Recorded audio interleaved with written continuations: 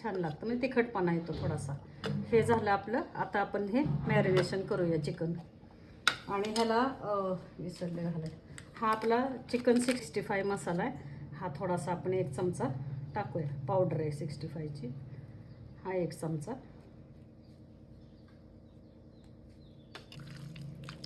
आता हे आपण मॅरिनेशन करून ठेवूया. हे एक गॅसवरतीच आपल्याला तळून घ्यायचं आहे.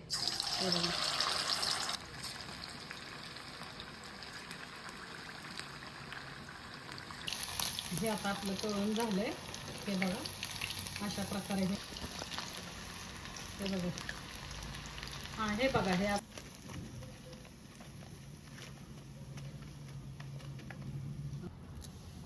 मी मग असे तुम्हाला सांगितलं नाही, कढीपत्ता हे करून ठेवते.